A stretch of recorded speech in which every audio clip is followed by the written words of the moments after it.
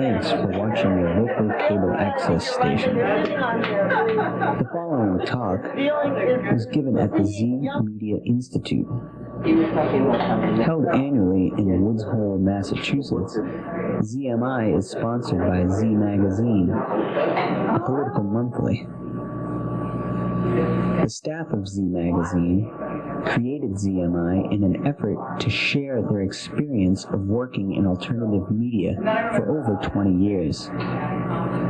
They hope to inspire and guide people to create self-sustaining progressive media institutions. The need for such institutions is paramount.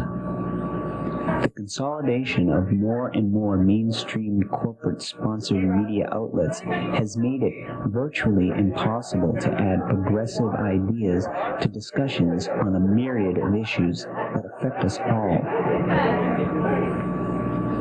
For more info about Z Media Institute, check out ZNet on the World Wide Web at www.znet.org.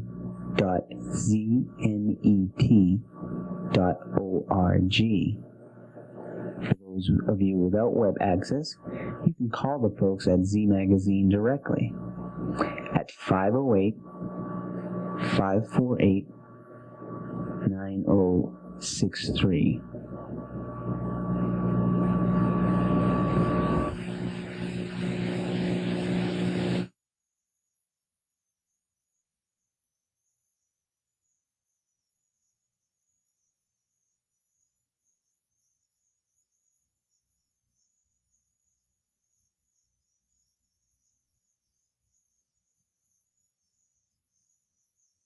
It's Friday night. It's the summer. We're at the Z Media Institute, and tonight the Chicago Bulls are trying to win the NBA championship, and it might be Michael Jordan's last game. And the entire country is watching to see Michael Jordan's last game, except us. We're here with a somewhat less well-known personage, but whose career and history warrants probably, at least a reasonable fraction of the esteem and admiration that is heaped upon Mike. So since you all know I'm not going to spend a whole lot of time on the issue, I just want to introduce Noam Chomsky and have him do his talk on the power of the people, right? Yeah. Okay.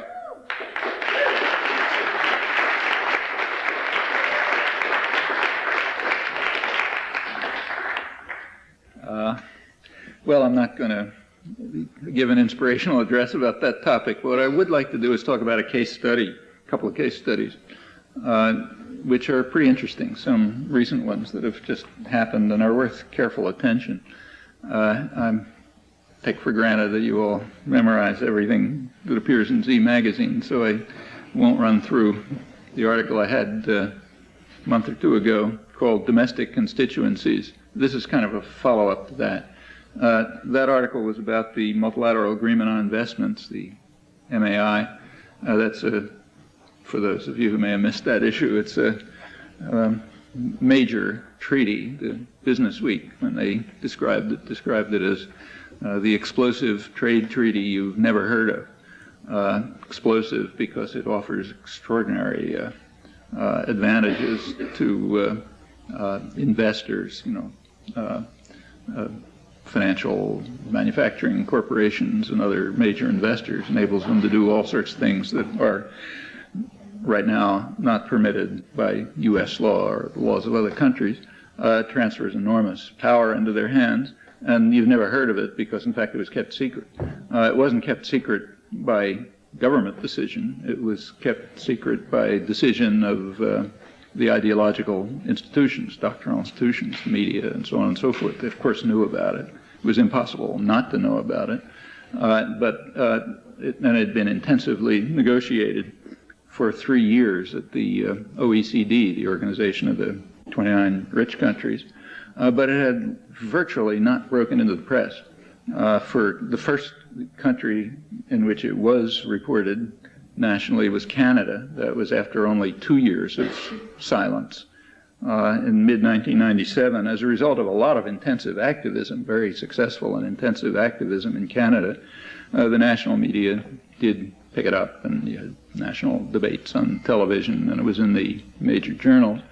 In most of the rest of the world, it was essentially nothing. A person I know in England just did a big database search on England. There's very little. I did as much as I could do without, real intensive resources in the United States, and picked up, I think, what there was essentially, virtually nothing until a couple of weeks ago or months ago, and then very little, nothing in the national press. In Australia, it broke in January of this year. That's after about 3 years, and then it became a big issue. And in Europe, in the last couple of months, but essentially nothing else. So it's essentially 3 years of silence. It was the due date for the treaty was April 27th. The article that I wrote to Z was called "Domestic Constituencies." That phrase was taken from a very interesting statement, official statement by the Clinton administration. In fact, their only official statement on it, to my knowledge. I don't know who it was addressed to. It was never reported, but it was apparently a reaction to public pressures which were starting to come from public interest groups and grassroots organizations and activists and others who were protesting, and some of it made it through Congress. So last November, 25 congressional representatives sent a letter to Clinton asking several questions. They said it's come to our attention through the grassroots activism, it's come to our attention that this major treaty is being considered and has been under intense negotiation for 3 years, and they had 3 questions they wanted answers to. One is, how come you can do it all together? This was right in the middle of the fast track hysteria last fall, and the administration's argument was that without fast track authority, they would not be able to negotiate trade agreements. But here's the most explosive trade agreement you've never heard of, which they'd been intensively negotiating for 3 years without fast track authority. So could you kindly explain that? The second question was, according to the Constitution, and they quoted, Congress has the responsibility for international commerce. So how come this thing has been negotiated for 3 years intensively without Congress ever having been informed? Sounds like the Constitution says something different. So could you explain that?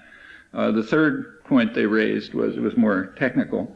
It was that the terms of the treaty had been leaked and was being distributed by little foundations and grassroots groups and on the internet and stuff like that. So they had the text of the treaty, draft treaty. And they said, according to the text of the draft treaty, corporations, investors, people who can move capital around and production around and so on, are getting rights that are not permitted under U.S. law. And could you explain how you are, how you can be signing a treaty that has these provisions in it? Well, apparently they didn't get any answer. They got kind of like a form letter a couple of months later or something. But this statement, this official statement by an Undersecretary of State and a trade representative, appears to have been more or less inspired by a kind of an oblique response to that inquiry by the 25 congressional representatives, and by then a fair amount of public unrest in environmental groups and labor and other organizations. And the statement said, it sort of assured everyone of the best, that the administration was working in good faith, and it was and it was insisting at the OECD negotiations that its domestic constituencies will be fully involved and engaged in the process, and anyone who has any domestic constituency with a vital stake in the process, of course, is our first interest and concern, and so on and so forth. That's basically the core content of the official statement. And it's an interesting statement if you think it through. You don't have to think very hard. Unintentionally and unwittingly, they define the way governments work in democratic societies very accurately. You simply have to ask who are the domestic constituencies, who are their domestic constituencies. Well, those who were deeply involved in the process of negotiations. That's what they're saying. Well, who are they? Well, obviously not Congress, because Congress wasn't notified. Obviously not the public, because the public had been kept secret from the public. They hadn't been informed at all, unless they happened to be on the, involved in one of these grassroots organizations that was working around the periphery. So it's not that the public isn't a domestic constituency, Congress isn't a domestic constituency, so who is? Well, it turns out there's one group that has been intensively involved all along from the very beginning, and that's the major business lobbies. So there's a group called the U.S. Council for International Business, which is the major lobbying organization for business that has international concerns. They describe themselves as a group devoted to advancing the interests of U.S. American business at home and abroad. And it's kind of like, overgrown. It's sort of the main sector of the Chambers of Commerce is what it amounts to for international affairs. And they've been involved right from the beginning. So deeply involved, in fact, that a couple of years ago in January 1996, they even published a monograph to their own constituency on the MAI and what it means and how important it is and so on. And in fact, in mid-1997, they had pressed Clinton to include the MAI as a central issue in the whole fast-track legislation that was coming up a couple of months later. And at the OECD in Paris, of course, the whole international corporate sector, U.S. corporate sector, financial and manufacturing has been virtually writing the treaty from the very beginning. So there is one sector of American society that has been deeply involved, and that surely has a vital stake in it and meets the Clinton definition of domestic constituency. And that's pretty accurate. One should pay attention to that. They told us something which is true, and it's worth thinking about. That's who their domestic constituencies are. Yeah, not Congress, not the population, but yes, the U.S. Council on International Business and the corporate sector generally. Interesting comment, worth attention. That was the meaning of the title. Well, this was due to be signed April 27th. At the time that the article went to press, it was sort of like it's like a couple of weeks before, so it's maybe end of March. It was pretty clear that the agreement was not going to be reached, so I said I didn't think they were going to reach agreement. And in fact, they didn't. The April 27th date came and went, and it was not signed. And that's an extremely important event, and that's the one I want to talk about mainly. You should pay very careful attention to it, not only what happened, but why it happened, and how the powerful and the privileged are reacting to it. Because they're vocal, they have their journals, like the business journals and so on. And there is a reaction, and it's an interesting one, and tells you a lot. Also, in fact, what it really is an astonishing achievement of grassroots organizations confronting the most powerful system in the world, in fact, probably in world history. And they won, and let's follow what happened. Well, the reasons why we don't really know exactly in detail why it wasn't signed, because all of this stuff goes on. Technically it's not in secret. It's just that nobody reports it. So effectively in secret. And in the internal negotiations, it really is in secret. But it's apparent from what's leaked out in mainly the business press that there were some internal disagreements, like the European Union. Was strongly opposed to the whole U.S. federal system. The U.S. federal system allows authority at some level to be in states of the Union. The states can do some things more or less independently. That's the way the federal system's evolved for 200 years. And Europe objects to this because they claim that it gives unfair advantages to U.S. corporations who are, can work inside the U.S. market in ways they can't. So they want that dismantled. They want a federal system dismantled effectively. That's part of the objection that the congressional representatives raised. Also, they strenuously object to U.S. laws which are extraterritorial. So the U.S. is insisting on imposing, by its own laws, conditions on business businesses, firms that from other countries. For like the Helms-Burton Act is the most dramatic one, which in fact imposes sharp penalties, very sharp penalties, on countries that violate Congress, the U.S. order to break relations with Cuba. It's the harshest sanctions that exist. It's been going on for almost 30 years, as far as food and medicine, effectively. It's even harsher than the Iraq sanctions. And there are harsh sanctions against any company, foreign company that violates that by trading with Cuba, say sending them medicines or whatever. That's totally illegal under international law. It's been condemned not only at the United Nations, but even by the Organization of American States, which is usually a very docile group. They don't like to, they're afraid of Uncle Sam for some odd reason, so they're usually pretty obedient.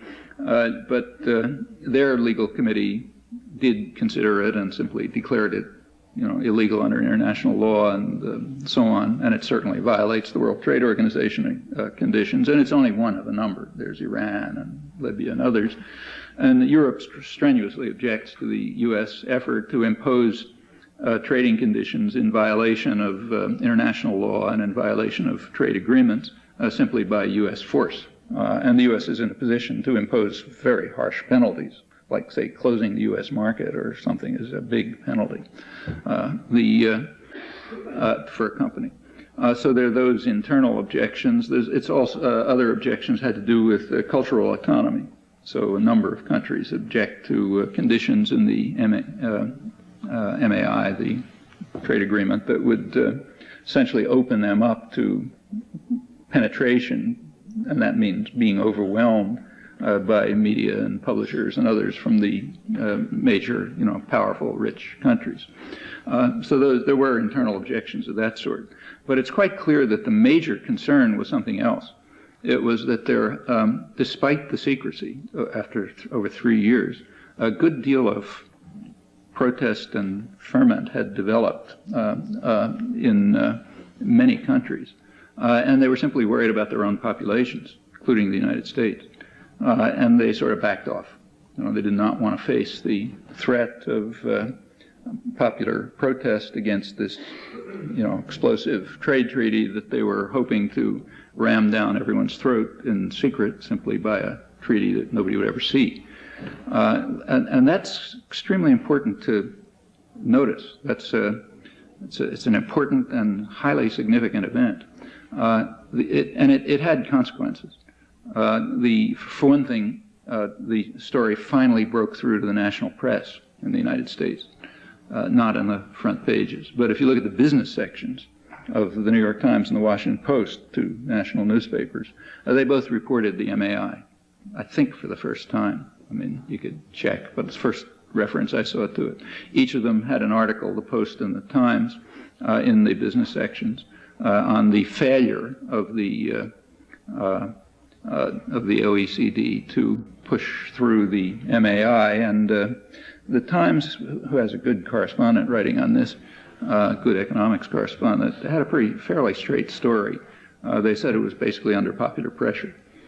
They quoted a representative of the diplomat from the World Trade Organization.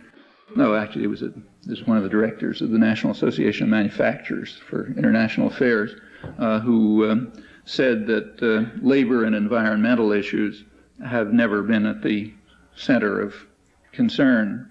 They said they're not excluded, but they're not at the center of our concerns in international trade treaties, oddly enough. Labor and environment is like a code word that means anything that any human being might be interested in other than profits. That's called labor and environment.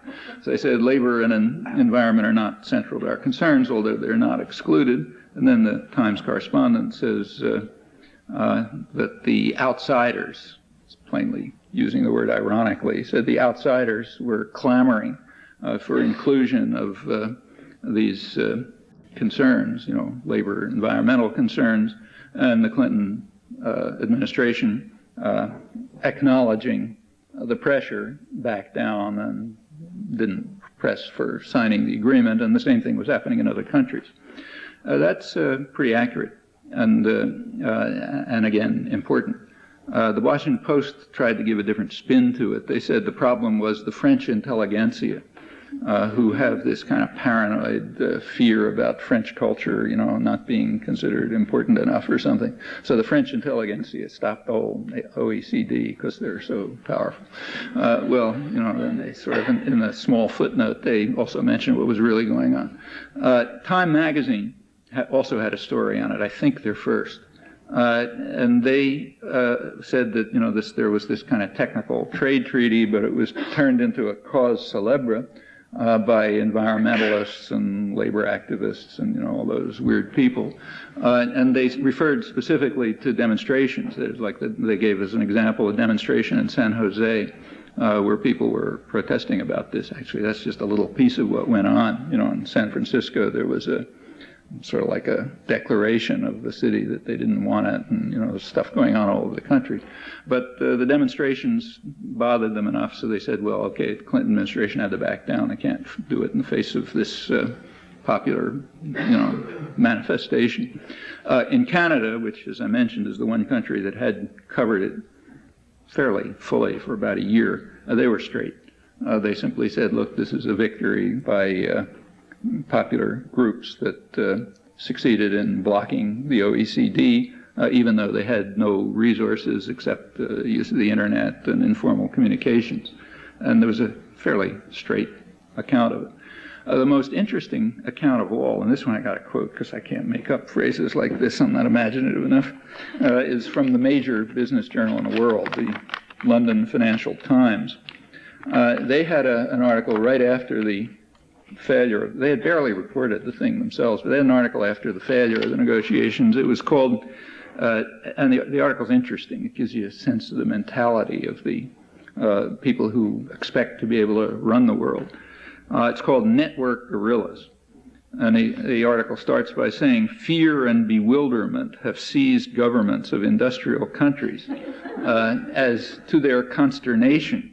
Their efforts to impose the MAI in secret have been ambushed by a horde of vigilantes whose motives and methods are only dimly understood in most national capitals. Which is not too surprising because they're not domestic constituencies after all, so how could anybody understand them? They're just people. So anyway, this horde of vigilantes ambushed the governments of the industrialized countries and the corporate sector and the IMF and the World Bank and all these kind of pathetic weaklings. And then it goes on. This week, the horde claimed its first success by blocking the MAI agreement, and some think it could fundamentally alter the way international economic agreements are negotiated. Okay, well, who are the horde of vigilantes? Well, they describe them. It's a pretty terrifying sight. I'll quote, they included, the horde of vigilantes now, they included trade unions, environmental and human rights lobbyists, and pressure groups opposed to globalization. It's more code words. That doesn't mean opposed to globalization. It means opposed to the particular form of globalization that's being designed in the interests of private power. I mean, maybe these vigilantes are in favor of other kinds of international integration, but that doesn't count as globalization. So trade unions, environmental and human rights lobbyists, pressure groups opposed to globalization, and they're the ones who, totally overwhelmed these pathetic and helpless governments and corporations of the rich industrial societies in this ambush. And the way they did it is by their good organization and strong finances. I told you I couldn't make this stuff up. Okay, their good organization and strong finances that enable them to wield much influence with the media. I mean, the influence with the media in the United States was approximately zero. This is a British paper. The influence with the media in England was illustrated about a week after this appeared when the Home Secretary of the new Labour government, Jack Straw, appeared on BBC and was asked in an interview to say something about the multilateral agreement on investments. He was kind of puzzled. He said, well, I'd be glad to talk about it if I'd ever heard of it, But the Home Secretary had never heard of it, despite the great influence on the media by these hordes of vigilantes. And it was kind of the same elsewhere. But that too is important. I mean, it's true that by the end, it was impossible to maintain total secrecy. You know, you could maintain total secrecy for 2 years, except for the business world, where it was reported, of course, and virtual secrecy for 3 years. But there were a couple of breaks at the end, and as soon as the breaks started, this horde of vigilantes appeared and, ambushed everybody. And that's a real threat. And it's understandable. I mean, to a real totalitarian mind, any break, tiny break in total conformity is like a huge catastrophe. So their point is understandable. Well, okay, what's the response? It says, well, the reporter goes on to say, he says it'll be necessary to drum up business support, to beat back the hordes. I mean, like the business community was ambushed. They didn't know this was going to happen. And they didn't realize how serious it was, how severe the problem is. But now we're going to have to get business support, do something. And here's how serious it is.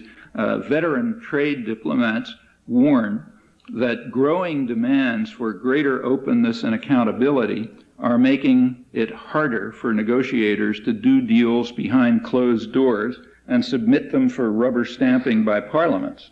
Okay? So this is really serious stuff, I mean, up until now, we've been able to do deals behind closed doors. You hand them over to the parliaments, they say yes. And that's the old system, the old regime. But now there's this greater demands for greater openness and accountability by this horde of vigilantes, and it may change that. It said now trade negotiators and governments are going to face pressure to gain wider popular legitimacy for their actions by explaining and defending them in public.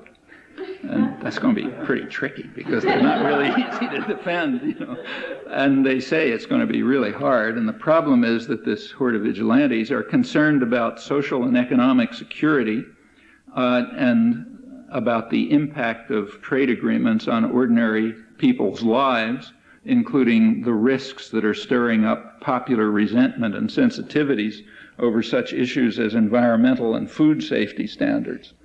So, you have a real bunch of crazies out there. Their social and economic security, effects on ordinary people's lives, sensitivities over environmental and food safety standards, and so on. And this may mean that it might even become impossible, they say, to resist, I'm quoting, to resist demands for direct participation by lobby groups in World Trade Organization decisions. And so by lobby groups, they don't mean, tobacco companies and, the U.S. Council on International Business, because they're right in the middle of it anyway, in fact, writing it. By lobby groups, they mean the hordes, the outsiders. And they say that allowing these lobby groups to enter, the people who aren't domestic constituencies, in other words, allowing them to enter would violate one of the World Trade Organization's central principles. And they quote a World Trade Organization official defining the central principle.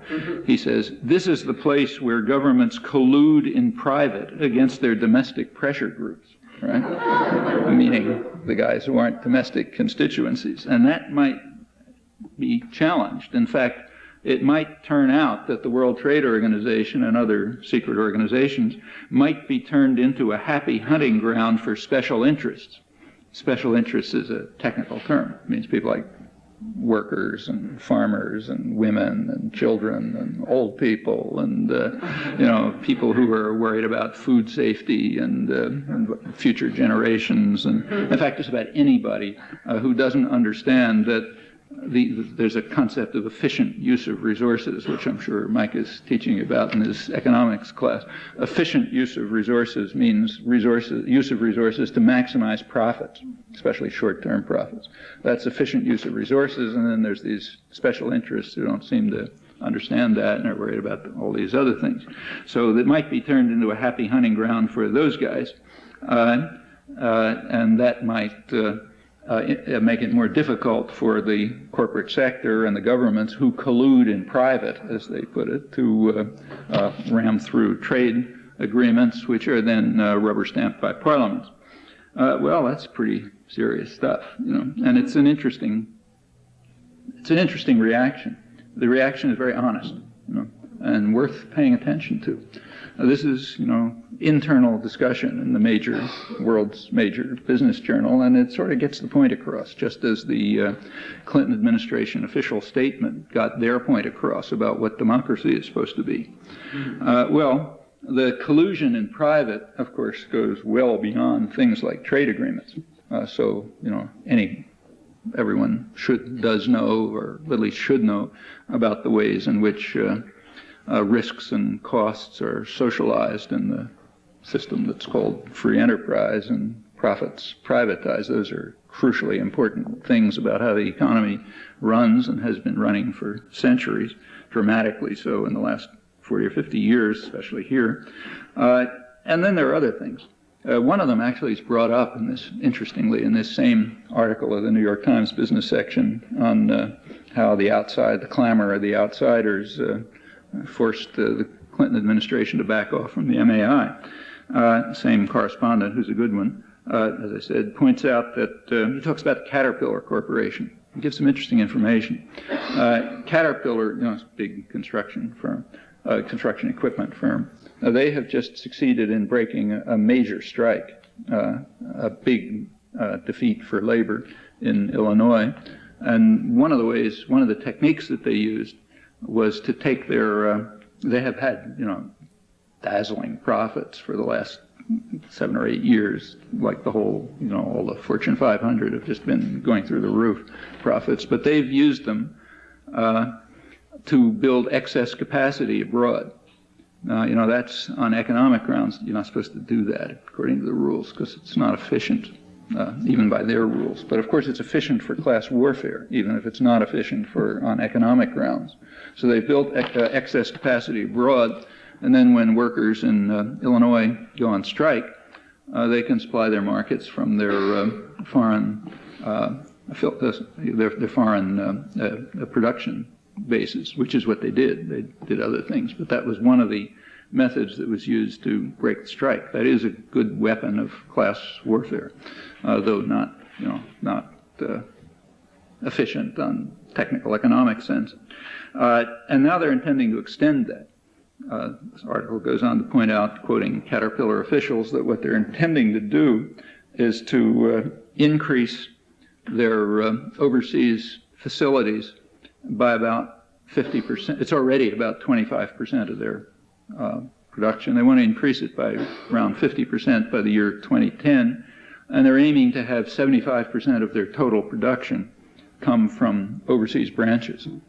Now the company offices are staying in the United States because rich executives have to live in a nice place, rich country and that sort of thing.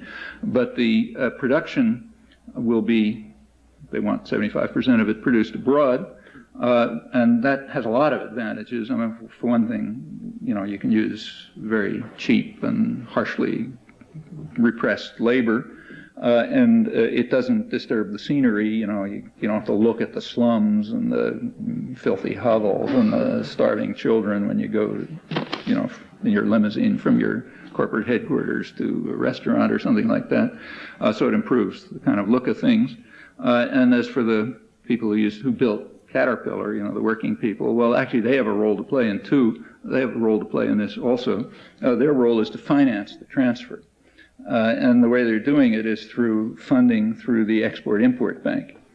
So the Export-Import Bank is a government agency which provides cheap credit to U.S. corporations functioning abroad, and it already provides, according to these people quoted here, it provides about 2% of Caterpillar's $19 billion annual revenue. That's a big sum for a corporation. 2% of that comes straight out of the Export-Import Bank, which means out of taxes. And the purpose of the cheap credits is to enable Caterpillar to shift production abroad so that they can undercut the working people at home whose taxes are helping to pay for the transfer. Kind of neat arrangement. Another form of collusion of governments with their domestic constituencies, and best carried out in private, not like described on the front pages. So that's another form of collusion. Well, coming back to this particular incident, the lines were really sharply drawn. And again, worth thinking about. On one side you had a bunch of people like Leslie Kagan, and on the other side you had the governments of the richest countries in the world, the corporate sector, the U.S. Council on Business, International Business, the international financial institutions, IMF and the World Bank, the World Trade Organization. Those are the two sides. That's kind of the lineup. And the popular organizations won. That's a really remarkable achievement when you think about it. And that's with, the corporations include the corporate media, meaning, they held the line with near unanimity. But nevertheless, the horde of vigilantes got out of control and were able to raise enough noise, so that the biggest concentration of power, probably in world history, just backed down fear and trembling and, fear and bewilderment and so on and so forth. That's really important. And one should recognize it. It indicates how much power there really is, if people are willing to do something. This is an incredible imbalance of power, but yet popular organizations won. It's not the first time. This is the second time in just a couple of months. These things really ought to be thought about. Again, they're not going to be advertised, but they're important to think about. Another one was fast track. The fast track hassle last fall, there was again, the corporate sector 100% in favor, media 100% in favor, the administration, of course, in favor of it. Virtually most of Congress was in favor of it too, but they had to oppose it because constituents started beating down their doors. There was so much opposition that the Clinton administration had to withdraw the proposal. Fast track, remember, is it's the authority that allows the president to negotiate trade agreements in secret with Congress, then just having the rubber stamp option. That's exactly what they were describing here. You conduct the negotiations in secret, Parliament's rubber stamp them. That's fast track. The Clinton administration pointed out quite accurately that it wasn't asking for anything new. It was asking for the kind of authority that U.S. presidents have had for a long time. And that's true. They have had it for a long time. But this time, when they tried to ram it through, the hordes of vigilantes, came smashing down the gate, and they had to withdraw it. They'll come back, just like the MAI will come back. I mean, they don't take these defeats lying down. So you got to stay vigilant. But and it'll probably come back next fall in some other form. But it was beaten back. They had to withdraw it. Remember, fast track, although when it's talked about as if it's free trade. It has something to do with free trade. It's nothing to do with free trade. For one thing, the agreements that they're talking about aren't free trade agreements. They're, got all kind of protectionist elements. They're basically investor rights agreements. They have not much to do with free trade. Furthermore, it doesn't have to do with trade at all. It has to do with democracy. I mean, you can be the most fanatic advocate of free trade and you still be opposed to fast track if you think that people have a right to know what's going on and to have a say in it, because that's what it's about. So the whole issue is simply about democracy. It's about just what I was quoting from the Financial Times. Should governments be able to continue, governments and businesses, to collude in private, behind closed doors to reach agreements which are then just imposed on the population and rubber stamped by parliaments? That's what fast track's about. You wouldn't find a word about that in the discussion of it. But clearly that's what it's about. It just takes a moment's thought to figure that out. And furthermore, the MAI was surely a major and probably the major issue behind fast track. The business world had already demanded through the U.S. Council on International Business that Clinton bring that in as a central issue, and undoubtedly it was. It's by far more important than the issues that were publicly proposed. And if fast track had gone through, there would have been no problem with the MAI. The horde of vigilantes wouldn't have a chance because it could be negotiated in secret and then rubber stamped. Well, it was beaten back, and that's important too. And the business press, again, was aware of what was going on and told us. In this case, the Wall Street Journal. who were, totally in favor of this thing, thought it was, it's what they call a no-brainer, meaning anybody with a gray cell could see that this was a good thing to do. But nevertheless, they agreed this was while the debate was still going on. They said it probably won't go through, and the reason they said is that the opponents of fast track have what they called an ultimate weapon. It's their phrase. The ultimate weapon is the population's against it. So strongly against it that we won't be able to ram it through. So despite the fact that it's obviously the right thing to do, they've got this kind of ultimate weapon and we can't seem to, overcome it. So fast track was withdrawn. Well, that's another similar case. These are two major victories. Actually, they're victories for democracy, if anything. It doesn't matter what you think about the agreements. Like maybe you think they're great. These are still victories for democracy, because what they say is, well, we have a right to know about them. The horde of vigilantes, all these special interests with their concerns about food safety standards and, environment and workers' rights and security, these weird people have a right to know about what's going on. What it's saying is, like, we don't accept your definition of domestic constituencies. We think we're domestic constituencies, not just the U.S. Council on Business, on international business. And that's a victory independently of what your judgment may be about these treaties. I happen to think they're rotten treaties, but that's another story. There you can look and decide for yourself. But that it's a victory for democracy is clear and significant. However, though, of course, they're going to come back. Like the MAI it's going to come back in the OECD in some form. And it's already being tried. They're trying to press it through in other forms, in secret forums. Like there's an effort right now to change the charter of the IMF. The IMF, though it's hard to remember these days, was originally set up back in the mid-40s to help in the control and regulation of capital flow, to prevent capital flight. And the reason for that was the clear recognition that if there's free capital flow, no constraints on it, it's going to be a tremendous weapon against the welfare state. Because any time a government uses resources inefficiently, not just for profit, but maybe for full employment or, health or whatever, people who have the capital simply push it somewhere else, where it's being used more efficiently, namely for profit. And that'll compel the government that's trying to institute these policies to stop them. So it was understood right away in the mid-40s that if you allow free capital flight, it's going to undermine and destroy the welfare state. And it was also assumed, probably correctly, that free flow of capital impedes trade, which it probably does. There's complicated reasons, but that was apparently correct, and the recent 25 years illustrated. But about 25 years ago, this was liberalized, and the IMF, which was originally committed to assisting in control of capital, has changed its mission.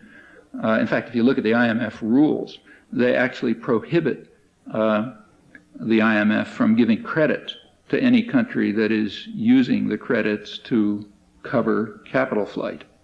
That's about all they do, in fact, but that's prohibited by the IMF rules.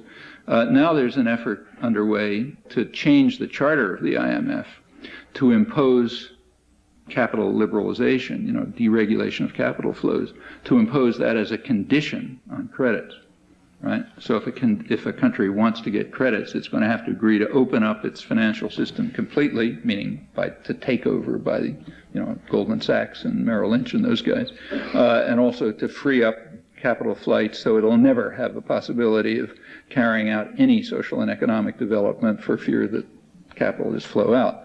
They're trying to make that a condition on IMF loans, which in effect will force the poor countries, meaning most of the world, to accept the MAI conditions, at least one of the MAI conditions, simply in order to survive.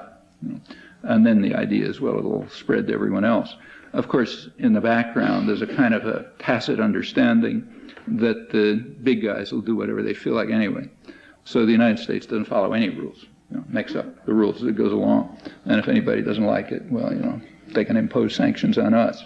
Like the World Court condemned the United States for unlawful use of force against Nicaragua, aggression in other words, and that gave Nicaragua the right to impose sanctions on the United States, like it could block the Nicaraguan market to American exporters, So it's really fair, because the rights are open to anyone. And the same is true here. So, for example, a couple of weeks ago, the Clinton administration imposed prohibitive tariffs to bar export of supercomputers from Japan to the United States because they were undercutting US supercomputers produced by what's called private enterprise in the United States, like Cray Research is called private enterprise, subsidized by the government. Technology comes from the public. The government's the only purchaser, but it's private enterprise because though everything comes from public funds, the profits are privatized. But they were being undercut by Japanese supercomputers, so they imposed prohibitive tariffs to protect free enterprise, the devotion to free trade. It's in violation of World Trade Organization and everything else, but, go complain. About a year earlier, they had done the same thing to Mexican tomatoes. Mexican tomatoes, the administration pointed out literally, they said they're preferred by American consumers. So therefore, it's necessary to impose, they didn't have to impose a tariff. They just ordered Mexico not to ship them in. So they said, look, we're not really breaking the World Trade Organization rules. We didn't impose a tariff. We just told them, stop sending them. That was a cost to Mexico of about $800 million a year, they figured, but good for American agribusiness, U.S. agribusiness. So, anything between tomatoes and supercomputers, they'll do what they feel like. But for the weaker countries, like most laws, they better obey or else they're in trouble. So if this gets through the IMF, it'll have the effect of preventing the poorer countries of the world from using any of the methods that the rich countries themselves used to develop in the first place. The idea is to cut that out, so they're basically service areas. And it'll come back in other ways. Nevertheless, that's, so you got to keep your eyes open, but it's not a defensive victory, really. It's a defensive delay. These things have been delayed defensively by public action, which is extremely significant because it's quite an achievement. And there's a whole pile of other things coming along down the pike that also require defensive victories of this kind. So as I don't have to bother telling you, I won't waste any time talking about, there's a major attack going on against every victory that has been achieved in popular struggle over centuries. So attack on access to health, access to schools, security and some degree of security in old age. All of this stuff is under attack under one or another form. And to try to beat back the attack and win defensive victories will be very important. And it can be done. What has just happened shows extremely dramatically how it can be done, because it's hard to imagine, again, a more extreme imbalance of forces than took place in this case. Obviously, you want to go on to offensive victories. Defensive delays are not enough. Even defensive victories aren't enough. It's got to be new achievements. And just looking at trade agreements, you can see some of the opportunities that are open and worth thinking about. So take, say, NAFTA, which was the one right before this. NAFTA, the population remained opposed, though, again, there was essentially unanimous support for it in the media and the corporate sector, power systems and so on. Public remained opposed all the way through, was kind of immovable, but it wasn't enough to block it. Now, to say that the public was opposed is a little misleading, because the public never found out what was at stake. The issue was not for or against NAFTA. The issue was what kind of trade agreement would it make sense to introduce for the North American region, Mexico, the United States, and Canada. The opponents, the people who were called opponents of NAFTA, in fact favored it. So the labor movement, which was the main opponent of NAFTA, favored a North American free trade agreement. And they explained in some detail just what they meant by that. So the labor movement had an official position. It was barred from the media. To this day, I don't think it's ever been mentioned. although it was the official position of the major opponents of NAFTA. The labor movement, meanwhile, being, denounced all over the place for, crude, unenlightened tactics and all that sort of thing. But they had a very constructive proposal, detailed constructive proposal for a North American free trade agreement. Not free trade, because there never is such a thing, but a North American trade agreement, which would benefit someone besides investors. Okay, so in fact, they used some actual existing models, like it wasn't pie in the sky. They suggested doing something like the European Union model. I mean, the European Union did bring together countries that were at very different levels of development, very poor and very rich countries. But before bringing them together into the integrated trade system, they had compensatory funding to try to raise the standards of the poorer countries so that they wouldn't undercut working people in the richer parts of Europe. So there were significant efforts, and they were pretty successful, to help out countries like Portugal and Spain and Greece in particular to meet something like Northern European labor standards and environmental standards and so on, which takes funding and is not efficient in the technical sense, like it doesn't increase profits, but it's good for the special interests. That is, it helps working people and, the general population and so on. And that was done. It was done with reasonable success in a complicated situation. And that kind of model was adapted in the labor movement's proposals for a North American free trade agreement. Congress had the same proposal.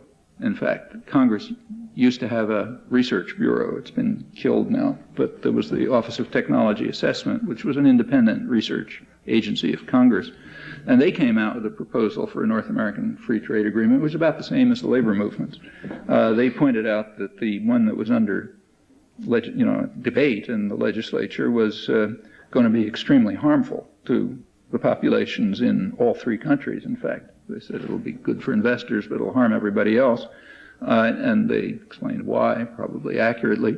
And they proposed an agreement, a different kind of NAFTA, a different kind of North American trade agreement that would benefit other people, the rest of the people as well in some fashion, which it well might. There's nothing wrong with trade, and maybe it's good, maybe it's bad, but you got to judge it on its merits.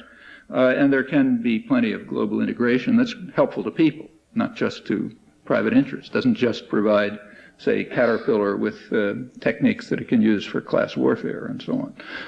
But the congressional proposal was never mentioned in the media. At least I couldn't find a word about it. Not Congress's. I mean, their research agency. Their proposal was never mentioned. The labor movement proposal was never mentioned. Therefore, the population could not have an opinion.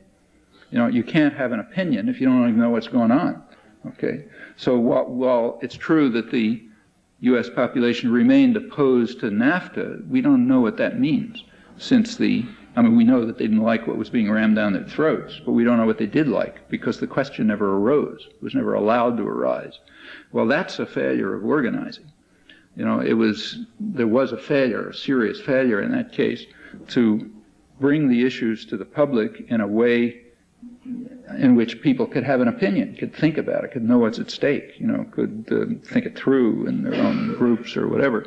And in fact, the investor rights version of NAFTA just got rammed through over public objection, but without the opposition ever having a voice. Here, this is an important case to think about, because, the lineup that you're sort of presented with is you're either pro-NAFTA or you're against NAFTA. You're pro-NAFTA, you believe free trade is great, and if you're against NAFTA, you're some kind of narrow nationalist. But those aren't the issues. As I say, for one thing, it's not free trade. For another thing, there's all kinds of forms of global integration that can take place. They might be good, they might be bad, they have their consequences and their effects. And if the left, the popular movements, the progressive movements, whatever you want to call them, if they want to play a constructive role in all of this, they have to have constructive alternatives, not just I don't like NAFTA, but a constructive proposal, and those exist. I mean, maybe the labor movement and Office of Technology Assessment didn't have the right idea. Okay, that's possible. So then you look at it and see, well, what is the right idea? there's plainly going to be interaction between the countries. Maybe there ought to be more. Personally, I think there should, but one can have their own opinion. On the other hand, these are not issues on which you answer by slogans. You have to think through what it means, what the consequences are, and so on. You're not going to find it in the media. You're not going to find it in the journals of opinion. But it's the task of the popular movements to make this stuff available. It's not quantum physics. It's not beyond anybody's comprehension. You don't have to have a PhD to figure it out. But it's intelligible. But you got to think a little.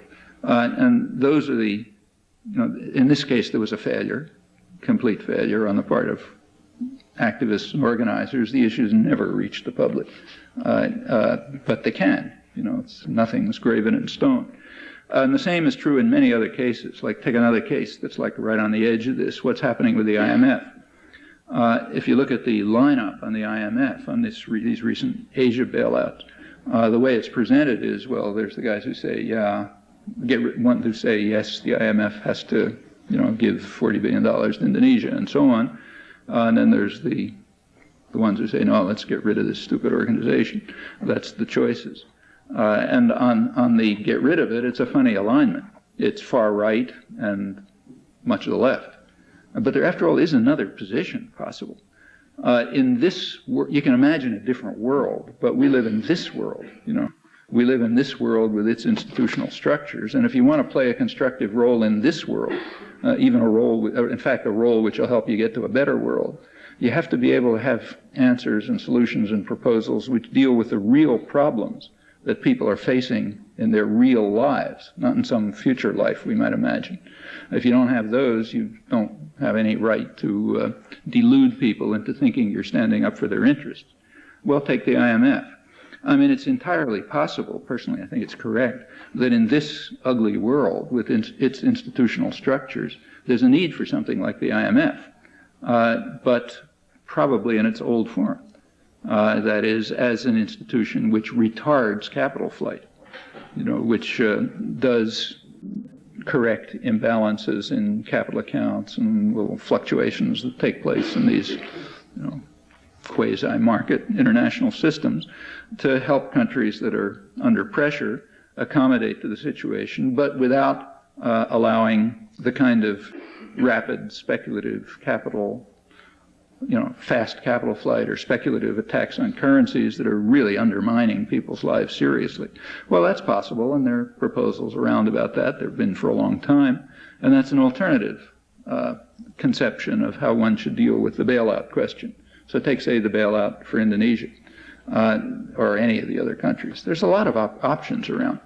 I mean, one option is a pretty classical one.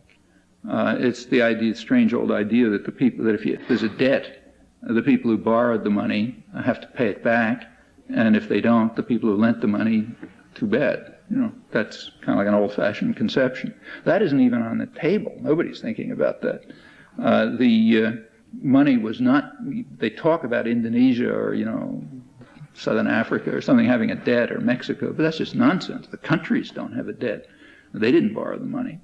The money was borrowed by, military dictators or, rich cronies of theirs or, big bankers or something or other. Those guys borrowed the money, and they're not being asked to pay it back. The countries are being asked to pay it back, the people of the countries. So in the case of Indonesia, there's a huge private debt, about $80 billion, and it's apparently held by maybe at the most about 200 people. They're the ones who owe the money, but they're not being asked to pay it.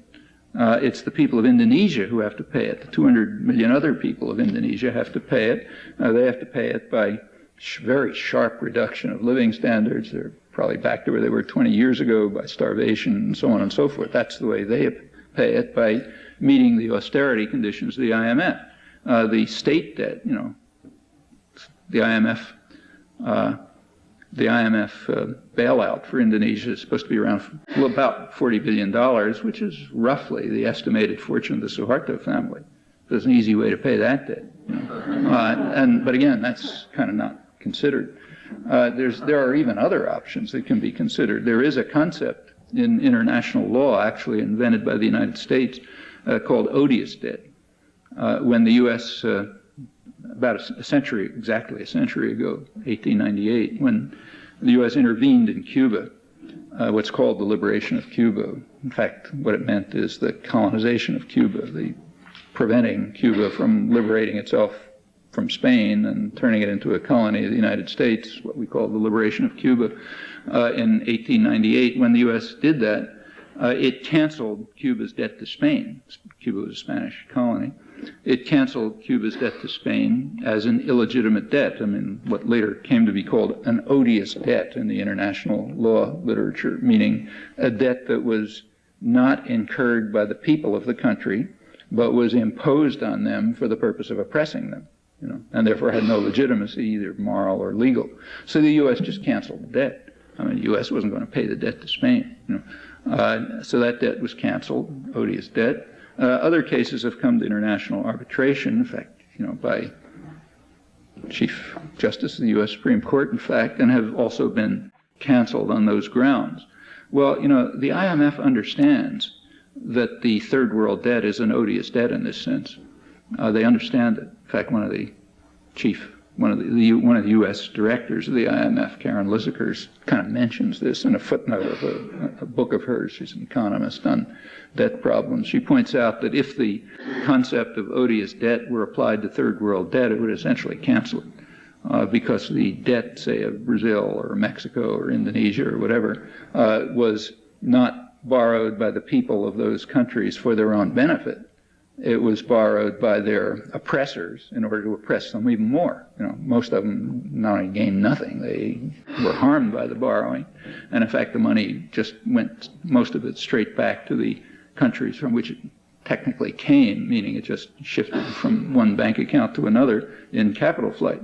So there are lots of answers to the problem of debt, but these proposals have to be made.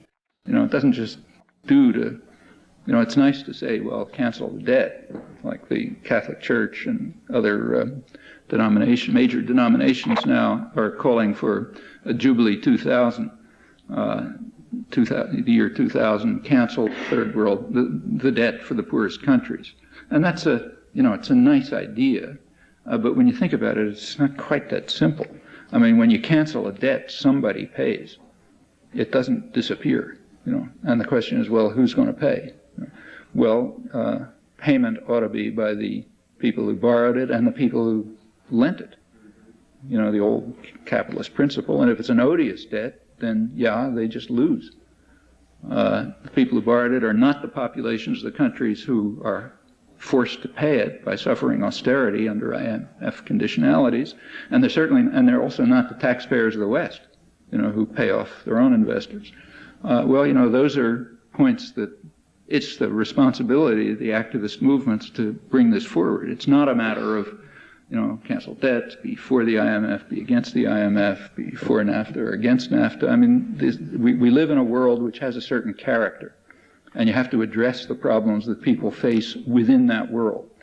It doesn't do to say, I don't like this world, I'd like to have a free world, so I'm not going to do any of these things.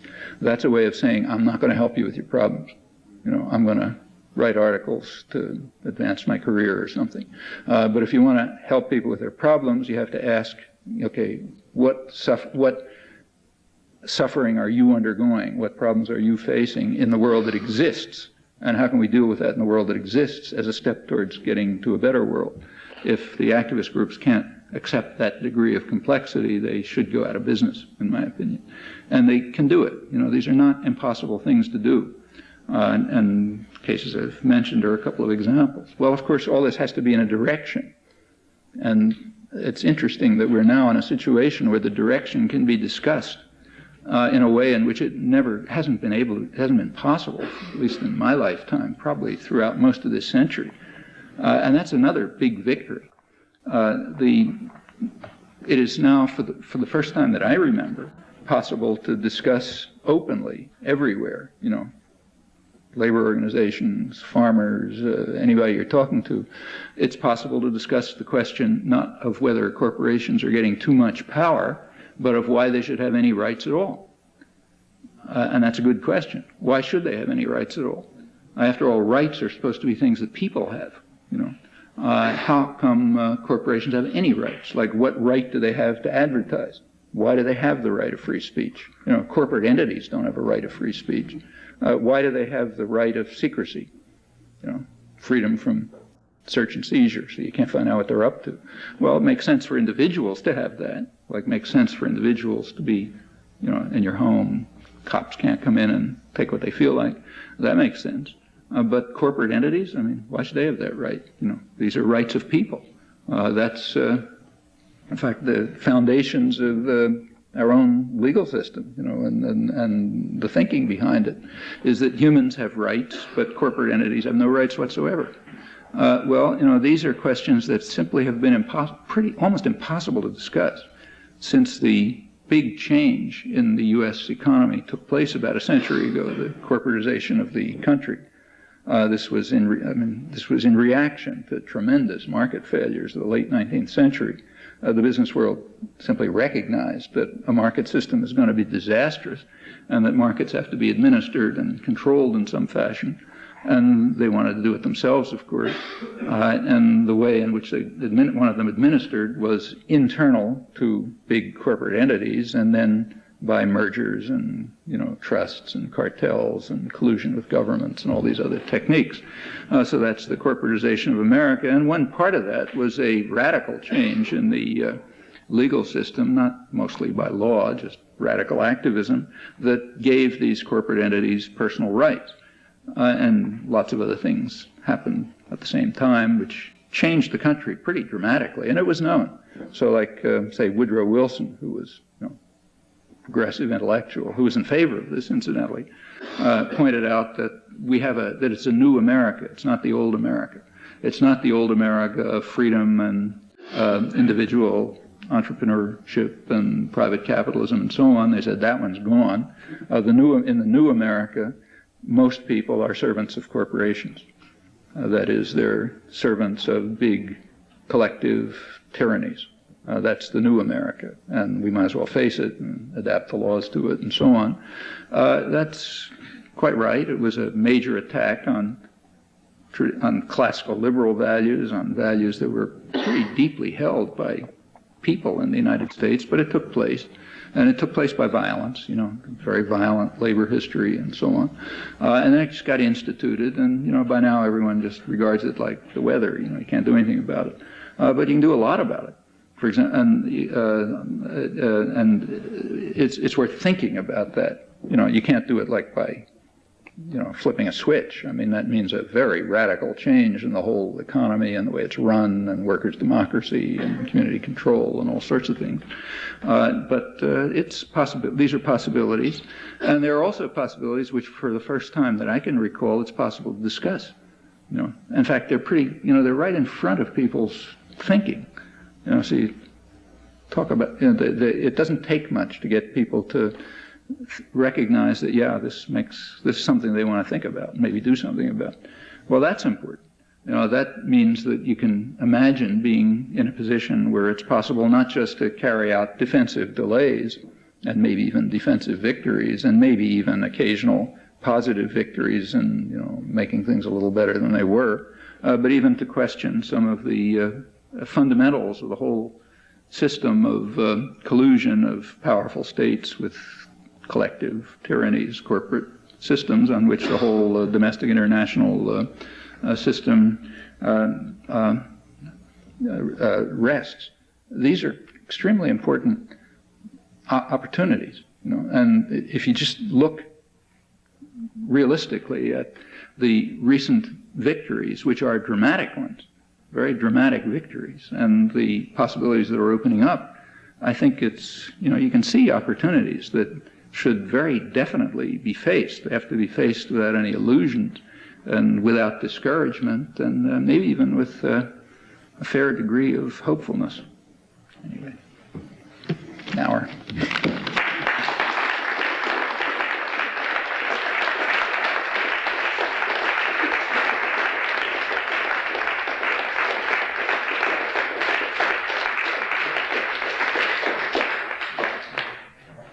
Drink of water. It's a little hard to see with those lights, but if you make enough of a fuss, I'll see any hordes of vigilantes out here. I'll see you. comment on the free trade area of the Americas that is in process of developing most recently. Over the whole hemisphere. Yeah. Last month. Well, you know, it's interesting that the South American countries are not so eager to pursue that.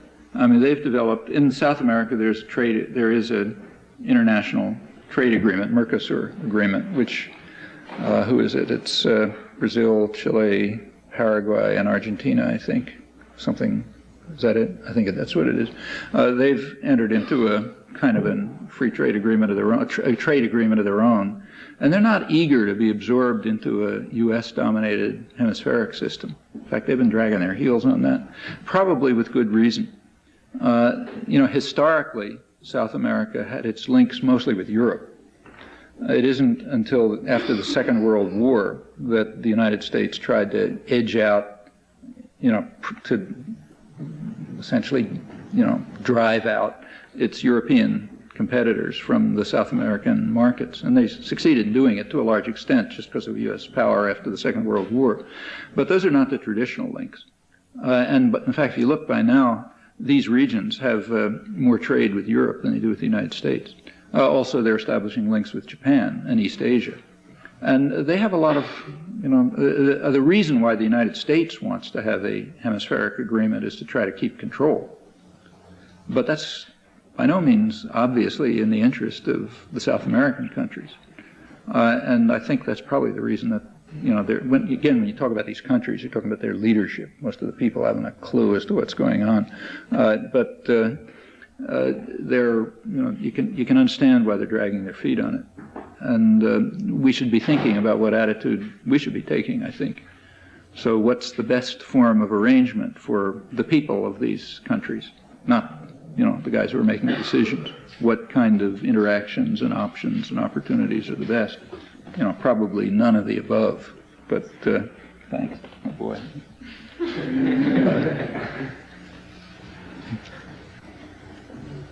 Could you talk a little bit more about the possibility that we could change the these personal rights that corporations have when you're so entrenched? Well, they really aren't. They aren't that deeply entrenched. For example, there's been, you know, most of it is not by law. And the legal system hasn't changed in the sense of legislation. It's changed through radical judicial activism.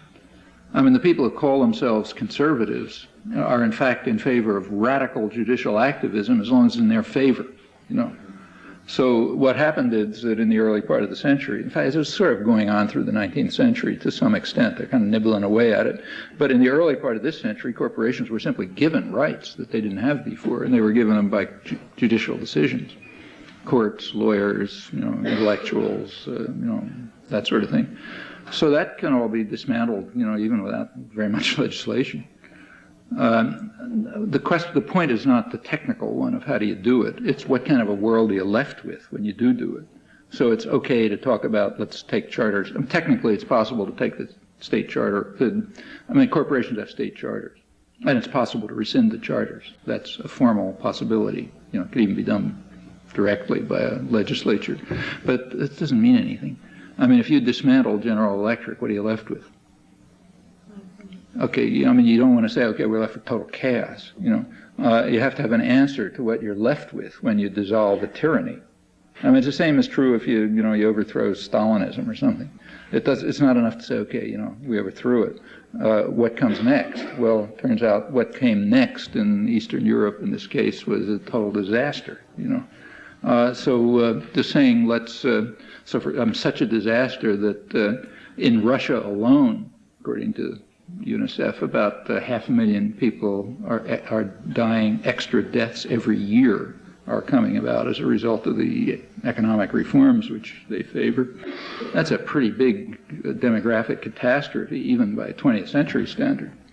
And if you look at other parts of the Soviet Union, say the Caspian area, the disaster is even worse. You know, so yeah, these are tyrannies, but saying I'm against tyranny is not an answer. You have to have an answer that addresses the problems of human beings. And saying, let's rescind the charter of General Electric doesn't answer their problems unless you tell them what they're left with. Well, but what you should, then we have to decide what do we think they ought to be left with, like workers' control in industry, I mean, community control over, firms based in a region which are popularly owned. I mean, these are things to think about. And but of course, to have those alternatives available is to be on the verge of a major social revolution. A social revolution of a kind so dramatic it's never taken place in human history. And that's what's really involved in rescinding corporate charters. So there is a movement afoot, on the left to say, okay, let's get rid of corporate charters. And technically that can be done, but it doesn't mean anything, because it leaves you with the kind of, unless there's an alternative close to being in place, meaning in people's heads and in their, associations and in what they've begun to do and so on and so forth. Unless it's there, it could be a complete disaster, like the breakdown of other tyrannies has sometimes been. So that has to be thought about. It's another one of these cases where there's a formula floating around and we've all heard it, and it sounds nice, but think it through.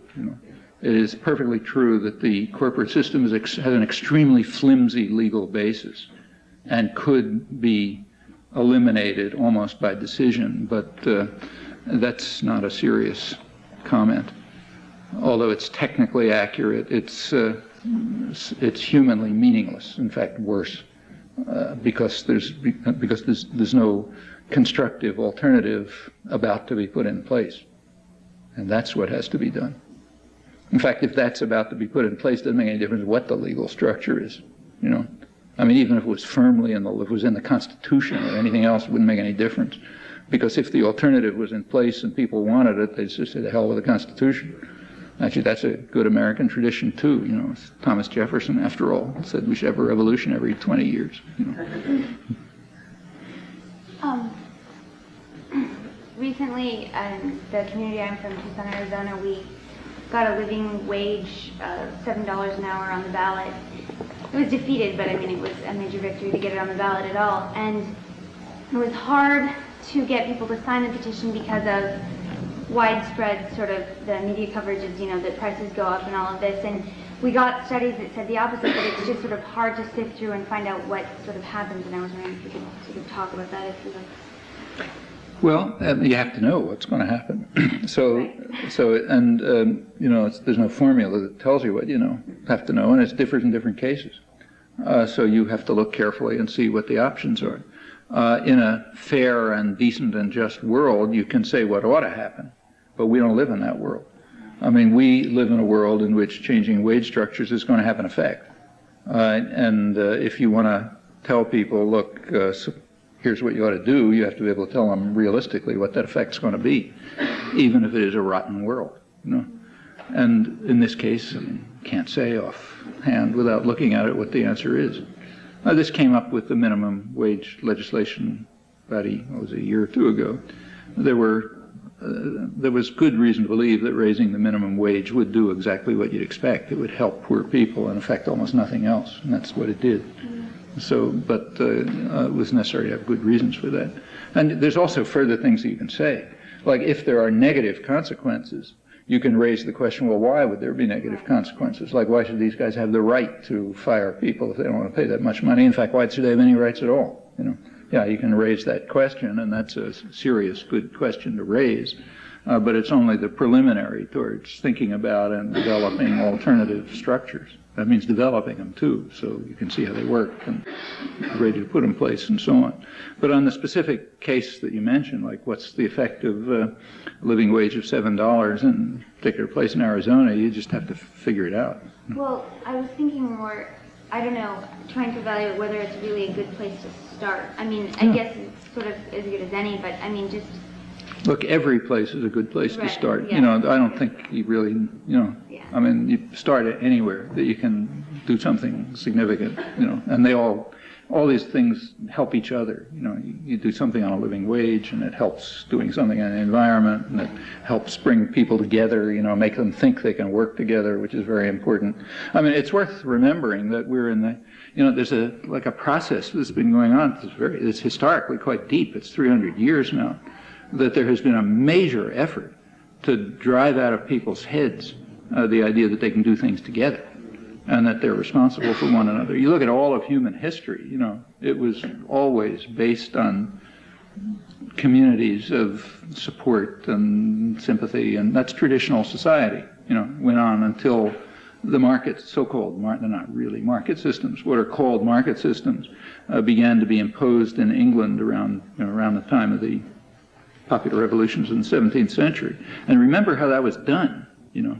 I mean, that's sort of the background of it. In the United States, it was done differently. Because in the United States, the way it was done was just to wipe out the native population and take over the country. So you didn't have to worry about instituting new forms. But in countries where you didn't have that nice option, like England, you couldn't just wipe out the population, you know, so something had to be done. And what was done, and has since been duplicated in other industrial countries, and goes on here too, you know, once the territory was taken, was to try to break down communities. So remember that the early industrial revolution in England was based on enclosures. Okay, that meant taking away the commons. I mean, the commons were the lands that people used in common, you know, most of the country, to which they felt they had traditional rights. That meant the forests and the fens and the fields and so on, in which people mostly lived in some communal fashion.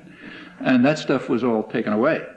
And they were forced to become a kind of there were also vagrancy laws passed, so you couldn't be a vagrant, meaning you were tied to your parish, you know, and you had to have, be functioning there. But the commons were taken away, so you turned into an industrial proletariat. And that was a pretty violent, it was done with a lot of violence. I mean, take something that everybody knows, like Robin Hood. You know, the whole Robin Hood legends, these are ballads and, you know, this is folk literature. And it goes for centuries. You know, nobody even knows where it comes from, but for centuries, there were all kind of stories about the Robin Hood legends. And they were very popular.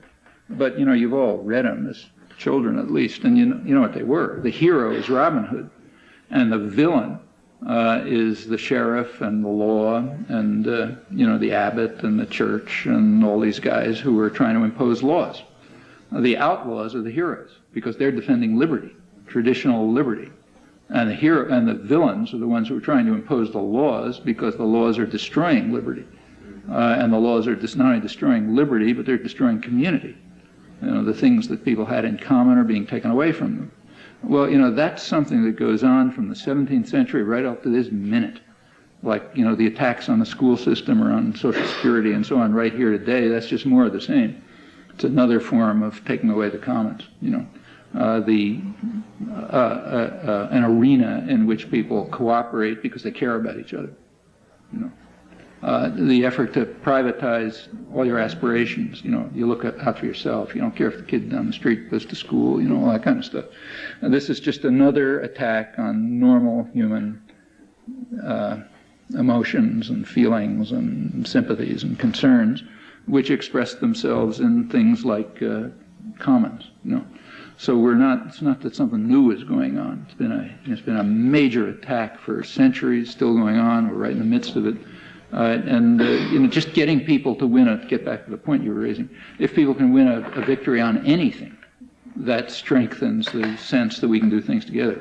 You know, we're all in together, we care about what happens to other people, and that's, you know, that already extends to every other form of organizing and activism. So so there's no right place to start. You know, it depends what's, you know, in the front of people's concerns. What happened to the Sherman Antitrust Act? Well, first of all, the Sherman Antitrust Act is somewhat misunderstood. It wasn't, you know, really opposed to corporate power. It was in favor of a form of regulation of it, you know. So there was a form of regulation. The question is, what form will administration of markets take? I mean, individual proprietary capitalism, that was out the window. I mean, almost everybody had abandoned that. So we're now going to have some kind of administration of markets, and what form should it take? Well, the Sherman Antitrust Act was a particular proposal which said it should take a form which allows major power groups to have some degree of competition with one another, not too much, not too little. And you know, the Supreme Court kept making, and if you're interested in the details, there's good studies of it. There's a very good book by Martin Sklar called The Corporatization of America, which goes through in, you know, in a very clear way, but in detail, the various developments and court decisions and so on that were made over roughly first 20 years of the century to try to give some kind of form to the sort of market administration and corporate structure that would be permitted. And it continues to be explored, you know, like with the new high-tech industries. There's now, you know, like a conflict going on about, well, like Intel and Microsoft, about the extent to which monopolization should be permitted and the extent to which competition among huge tyrannies should be permitted. You know, it's like a battle over whether you should have the feudal system or, you know, a king. I mean, for most people it doesn't matter that much. But should you have several feudal lords or, you know, just one? These kinds of questions. In fact, the way the economy is moving now, it's moving towards very restricted competition. You take a look at, say, you know, technical work on, you know, technical economic work that deals not with, you know, 10-dimensional models of some non-existent economy, but with a real economy and the way it's functioning, say like business history and so on. There's now a lot of talk about what they call alliance capitalism, which is some new form of capitalism in which there isn't even any pretense of, you know, anything like markets, but just big corporate alliances that work together in all kind of configurations to administer things. And that looks like a fairly realistic description of the way the economy is moving. So in some major industries, it's down to 1 or 2 or 3 corporate groupings which work together. In fact, work together internationally, because these are the companies in different countries, you know, like say IBM and Toshiba and so on, that are theoretically competing are also integrated. There's no legislation that stops this. Well, you know, They all become one. yeah, there's legislation to stop it because a lot of the big feudal lords don't want to be kicked out of the game. And they're often strong enough to prevent that from happening. That's just what's happening with Microsoft right now. So other major tyrannies think, you know, we want a piece of the action too. We don't want them to take it all over. And that's the battle that's going on. You know, again, like for most people, it doesn't make much difference, you know. Just as it wouldn't have made much difference how many feudal lords there were. Or how many slave owners there are, or something like that. It makes a difference to the slave owners and to the feudal lords, but may not matter much to anybody else. And a lot of the maneuvering has to do with these things. I mean, to talk about, you know, leaving... Keep us divided, but... Well, how do they keep us divided? I mean, do you care whether you use Microsoft or Netscape to scan the web? Well, I care if Boeing is the only airplane manufacturer in the country. How does it affect you if Boeing's the only manufacturer? Suppose McDonnell Douglas was still producing planes. Would anybody's life be different? Well, I think if we can't afford to let Boeing go down the tubes.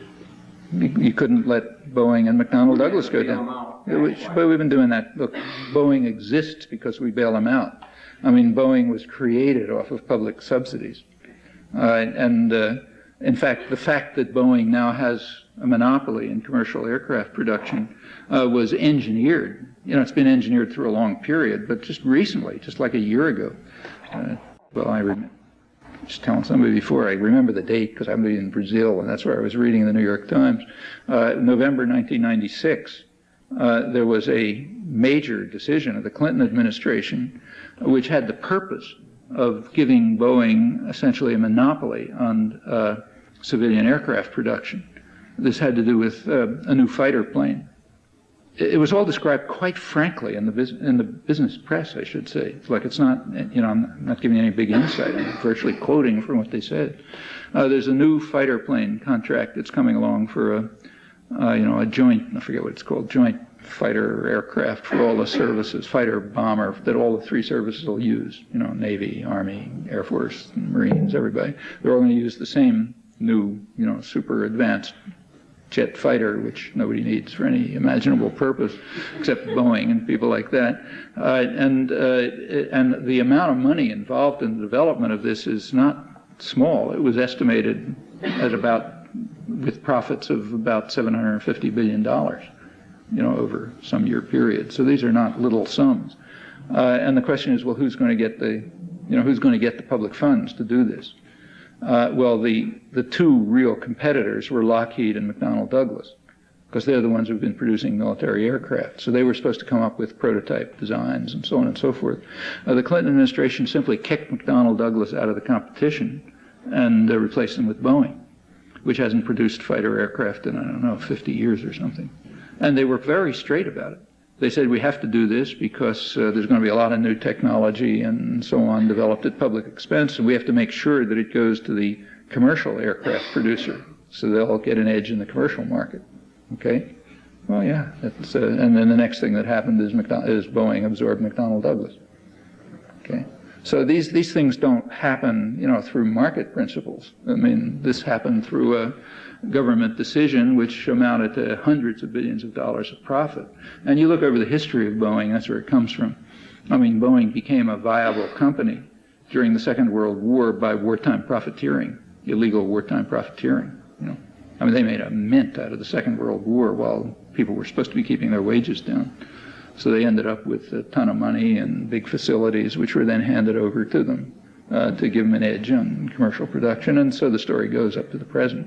I mean, I don't want to say they don't, they haven't put their own corporate funds into it. Of course they have, but they have a constant, there's constant support from the big governments. And that's true. It's not just true of Boeing. It's true of every major corporation.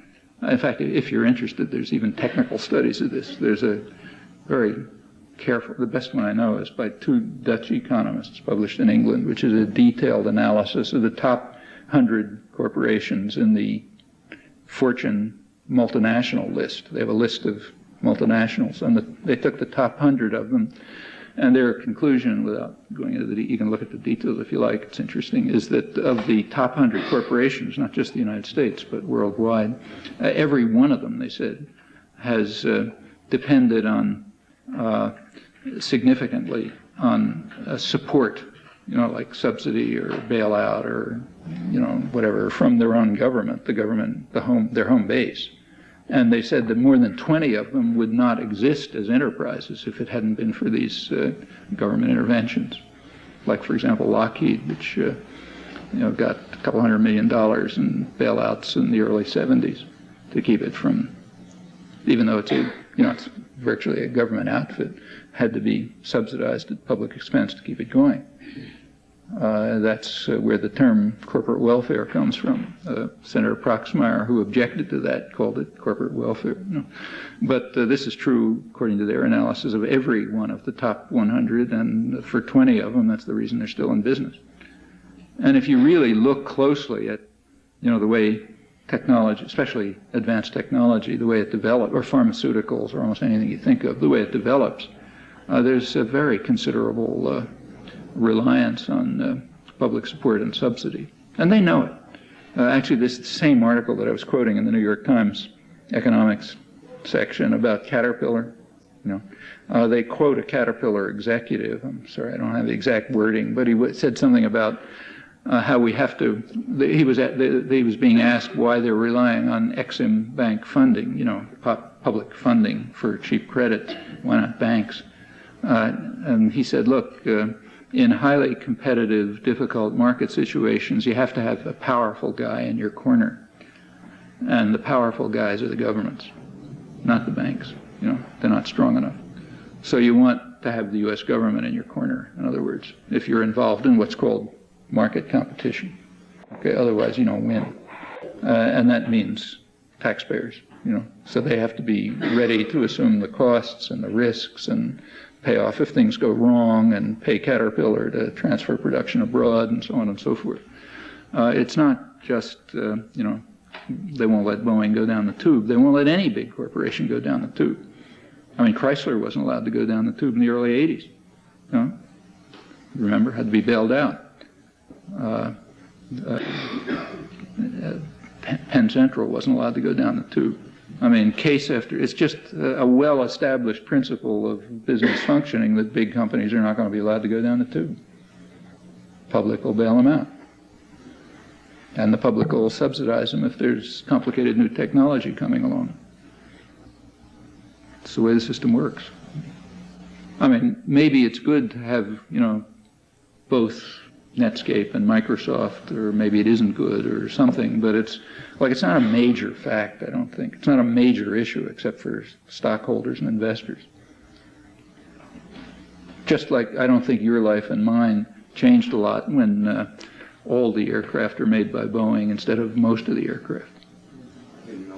Yeah, who noticed? Yeah. I mean, they're still all kind of modified military planes that the public paid for. So, you said and established that revocation of corporate charters is an extreme and unthought out idea. It's a good idea, but you have to consider what it means. It's not like a technical change. It's a revolution, Okay. And the MAI and fast track were pretty much defensive, reactive movements from the left. To prevent the world from getting a lot worse. So Yeah. what are the offensive windows available in your eyes, in your future for the reduction of corporate power?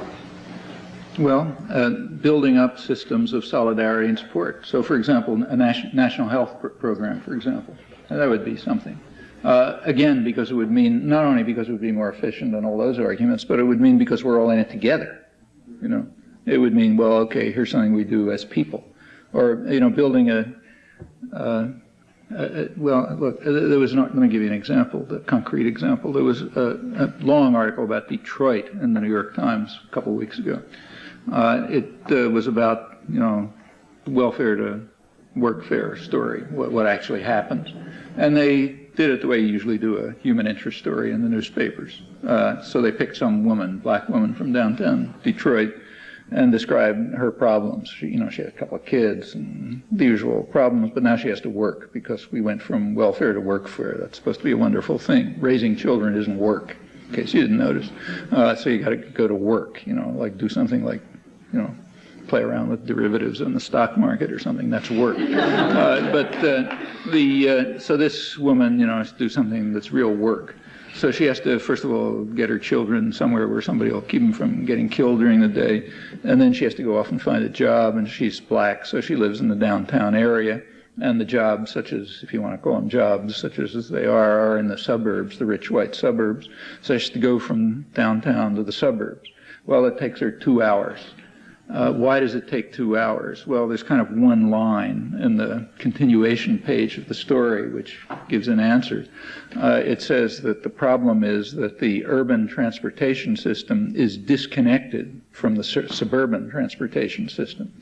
Okay, now why does that happen? Like by law of nature? No. I mean, just straight outright racism. In fact, the same thing happened in Boston. Like the area where I live in Boston, which is a suburb, mostly white professional suburb, happens to be essentially disconnected from the downtown public transportation system. And in fact, this was, some of you who, whose memories go back 10 or 15 years, whenever this was, will remember when it happened. They were extending the subway lines in Cambridge out to the western suburbs, which would have been extremely convenient. Like, say, for me, it would save me, 40 minutes a day getting to work. But then same for everybody else who lives out there. But the western suburbs refused. They would not allow the subway line to be extended outside of Cambridge. So it ends at the border of Cambridge. It doesn't go to Arlington, the western suburbs, or first of all Arlington, then Lexington. That's where it was going to go. And it was blocked. And Arlington is a kind of lower middle class, working class area. You ask, taxi driver or storekeeper in Arlington, why don't you want the subway extended? It'll be really convenient. He'd say, I don't want those niggers walking around Arlington. Okay. When you ask in Lexington, which is a sophisticated upper middle class town where nobody's a racist and so on, they had much more complicated reasons for why you didn't want the niggers walking around Lexington. But essentially the systems were disconnected. And the same things happened in Detroit, and similar things have happened elsewhere. Well, what's something constructive to do? It's to work together to care about the fact that all the people in the urban area will have livable lives. Like, for example, a connected and functioning transportation system and livable housing, So decent housing out in the nice places like the suburbs, and decent schools and so on. All of these things are achievements that can be won within the structure of existing institutions, and they all have the effect of building up the conception that we can do things together. That's what labor unions were about. What are labor unions about? All for one and one for all. You're doing it together, you're struggling together against an oppressive system. That's why they're so hated, and there's such an attack on them. Building up the union structure is another thing that can be done. There's plenty of places to, you don't have to just protect Social Security. You can also make it a decent system. So Social Security, it's worth protecting. Like it's better than when there was nothing. So it ought to be defended. On the other hand, it's a very regressive system in many ways. And those regressive aspects of it should be eliminated. For example, it has a cap on salaries for contributions. That's a regressive tax. Why should we have that? So let's make it better. Let's get people to understand that there ought to be a fair system. And then an even more fair system would be one in which there aren't some people giving orders and others taking them. But, you don't get there overnight. I guess my frustration is that, in the last year, UPS strike, Ohio and Columbus, the two examples you used, it seems like there's a real kind of sea change, if I may be so bold, at least in the last year. That people are actually standing up and getting results. Fixing Social Security is a very sort of, to the mass of people, is an exhausting idea. Really? Stopping, I'm just talking about... See, that's not really the case. Look, until very recently, Social Security was untouchable. It was so strongly supported that no politician would dare to question keeping it the way it is. As a result of a ton of propaganda, it's now under attack. I'm not suggesting that it's not an urgent matter. I don't think it's a matter that's beyond people's consciousness or awareness either. Take the current proposal that Congress just came up with, including the guys called liberals in Congress, to raise the age for Social Security. So raise it from 65 to 67. Well, there's a lot of people going to be affected by that. For example, people whose average lifespan is 65 years, like most of the black male population. What this is saying is you guys never get Social Security. You put money in, but only rich white guys get money back. People can understand that. That's not a very deep point. Or take women. Women on the average have shorter working periods than men for obvious reasons. And that means they've put less into it. It means they're going to, get less out of it. These changes are going to make them have even less out of it. Okay? Because it'll start coming in later. Well, people can understand that. In fact, every change that's being made is a change which is regressive, harming poorer people. And I don't think these are very profound points. They're pretty simple points. Just as the whole business about the alleged crisis of Social Security is, people can understand. It's mostly fakery, it's accounting fakery, and people can understand that too. Like raising the cap on salaries, which ought to be done anyhow, because it's much more fair, would overcome any conceivable crisis that anybody can think of for a long time. Look, all of this talk about what's going to happen in the year 2032 is complete garbage anyway. Nobody can predict what's going to happen tomorrow, anybody who knows anything about statistical accounting and the way economies work and so on knows that these are numbers practically pulled out of the air. Finally, just to finish the note on corporate power, is the pension fund, union pension fund leverage? Yeah, it's possible. Union pension funds are a lot of money, and they are not under the control of the workforce. They're under the control of money managers. But that's not a law of nature either. Really democratic functioning unions could take control of those trillions of dollars, and they could do a lot of things with them. For example, that would be a serious way to work on dismantling corporate structure. And that money is sitting there. The reason it's not being used is because there are no collective organizations. The way it's done, technically the money belongs to the workers, but in fact it belongs to the money managers. And there's no, modality for workers to get together to say, look, we want that money and here's what we want to do with it. like we want to take over this corporation and run it ourselves, or whatever they want to do. There's just no modality to do that. But there could be. And in fact, that's just the job of organizers and activists, to create those things. First of all, to create a feeling that it ought to be done, and not just say money managers play games with it, and then if it ought to be done, then to proceed to do it. I don't think there's any shortage of constructive and feasible goals that can be pursued. I was wondering if you happened to see John Stoss's program on greed a couple of weeks ago. No. It was, I think, by far the worst piece of television propaganda I've ever seen in my life. It's one of the nice things about not watching television. Yeah.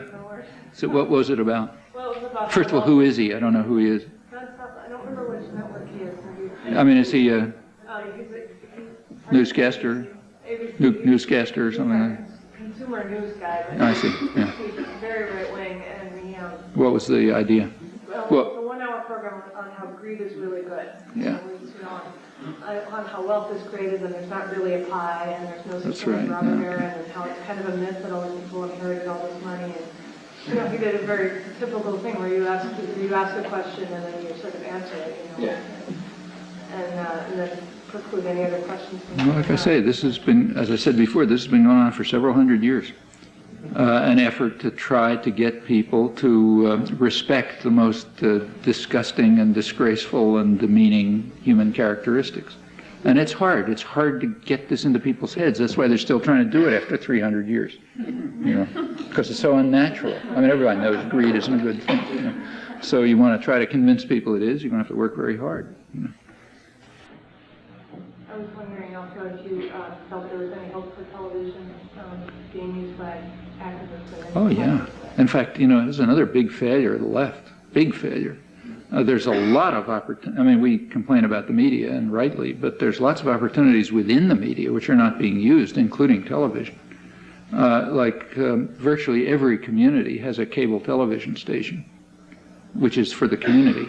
In fact, the cable television laws, when they were passed, I forget when, I think about 25 years ago or so, they had one of the conditions, like if a cable company, got the right to wire up Cambridge, was that they put in a facility that's accessible to the public for use. And Cambridge, in fact, has, and Lexington has, and Chelsea has, and so on around the country, facilities which aren't too bad.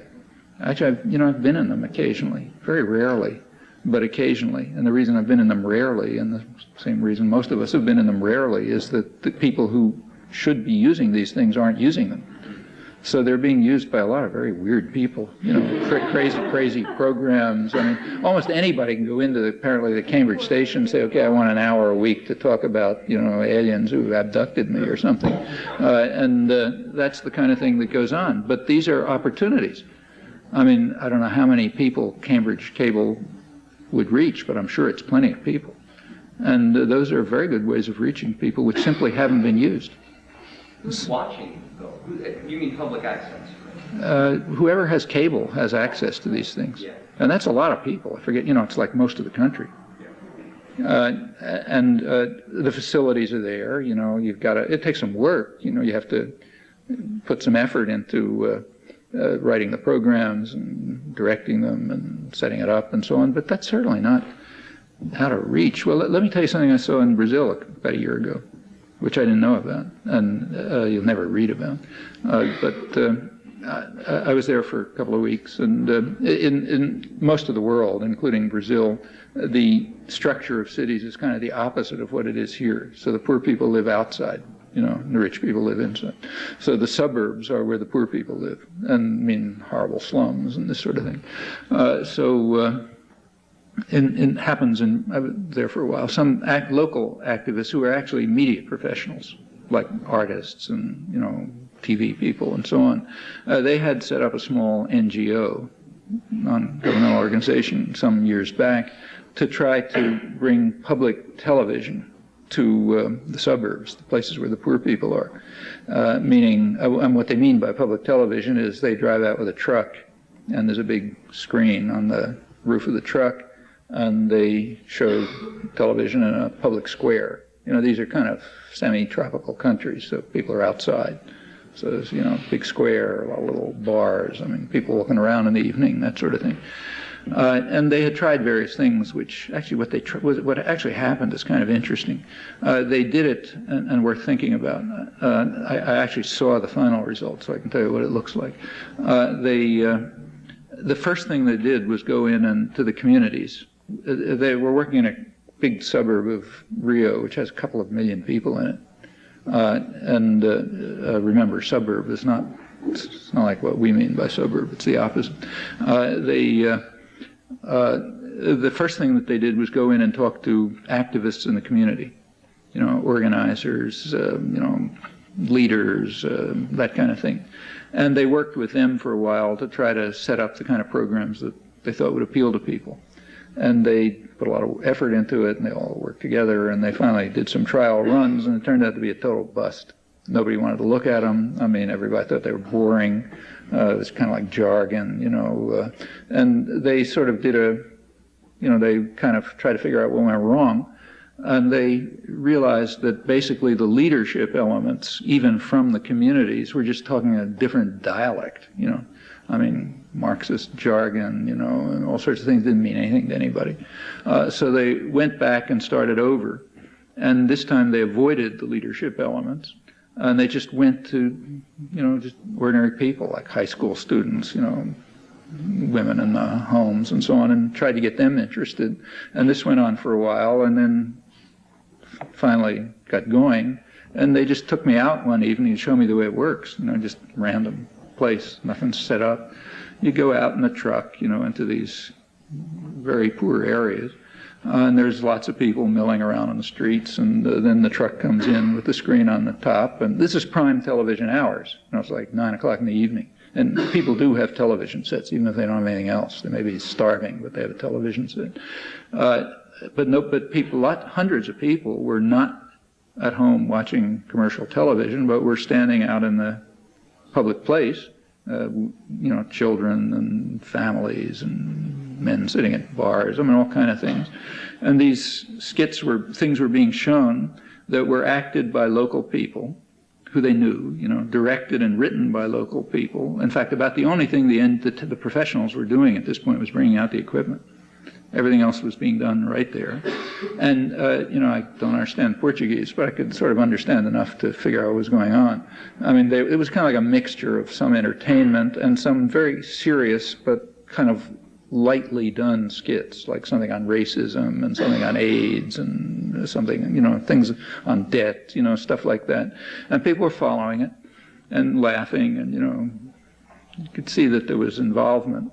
After a few of these things were shown, and there were a lot of people there, after a few of these things were shown, one of the actresses, looked like about 17 or so, was walking around the crowd with a mic and asking people to comment on what they had just seen. And they were being projected, So the comments on what they had just seen were being projected, and other people were reacting to that, and, you could see that people were involved. Well, this is and this is pretty impressive. I wouldn't have believed it if I'd been told. And this is going on in a very poor country, with no resources. They don't have anything like the cable television stations that we have sitting idle in our communities. That tells you something about what can be done with television. Now, you're not going to get, ABC and PBS to do it. But that doesn't mean we can't do it. I am from Guatemala, and I would like to have your comments on the current situation in Guatemala after the Archbishop killing, and now the FBI went to Guatemala. I would like to know. Well, the killing of the Archbishop, which I'm sure you know about, is unfortunately not a rare event in that part of the world. There has been a major war against the church that the United States has been running for 20 years now, because the church just changed, parts of the church at least changed directions. They undertook the preferential option for the poor, and, And after that starts the slaughter. Actually, this archbishop, I understand, was not a particularly progressive archbishop. He was an honest one, you know, but he was not like part of the church left.